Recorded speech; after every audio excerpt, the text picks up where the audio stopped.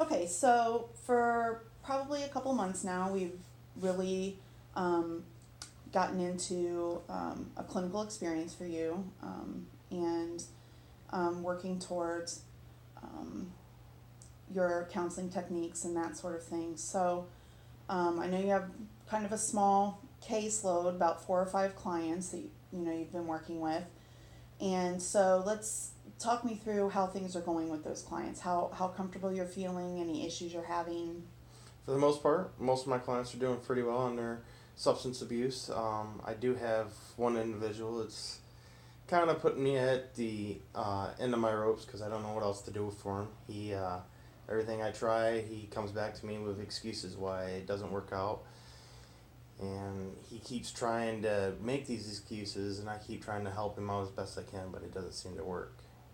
Kind of reminds me of my brother, who was a drug addict, and my parents put him through several cases of him doing substance abuse through counselors, and nothing really seemed to work for him. And a lot of people jumped through hoops for him. It really didn't seem to help for him, and I don't know what else to do for him to make him drug free in this aspect. Okay, well, you understand obviously that many times clients that come into counseling, they don't always want to be here. And I understand your frustrations, especially if the rest of your clients seem to be progressing pretty well. And this one particular client seems to kind of be the one holdout in what's making you feel like you're doing a beneficial job for that person. And it's really important that, one, emotionally you stay intact when you're meeting with this client. Okay. I understand the frustrations with everything, and it reminding you of a familial history with your brother and that sort of thing.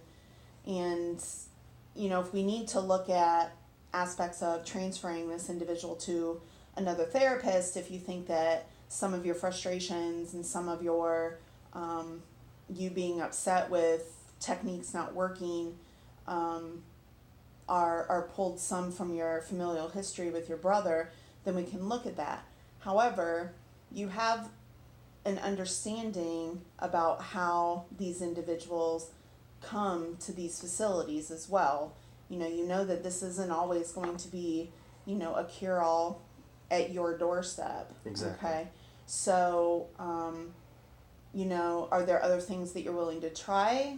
Are there, Absolutely. I'm willing to try something else. Okay. And so, you just have to kind of stick with it and remember that, one, this person isn't necessarily your brother.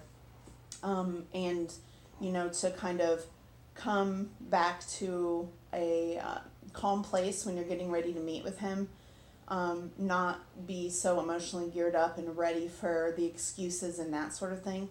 Makes sense. Sometimes, those excuses, if you just go with it and just keep working through it, eventually, they're not really excuses that are actually occurring. They're just things that he's giving you in order to get you to move on or just be done with him in that case. So working through that and not necessarily taking this individual in the same aspect as your brother has gone in the past is probably going to be maybe a better fit. And then if for whatever reason you think that maybe you're not going to be able to not necessarily separate emotionally, because it is important to still have some emotional understanding with a client, but if you're not going to be able to completely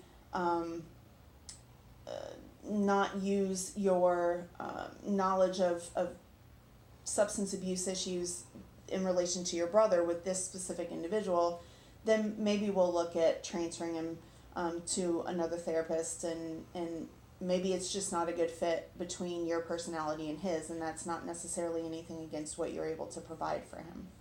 Great.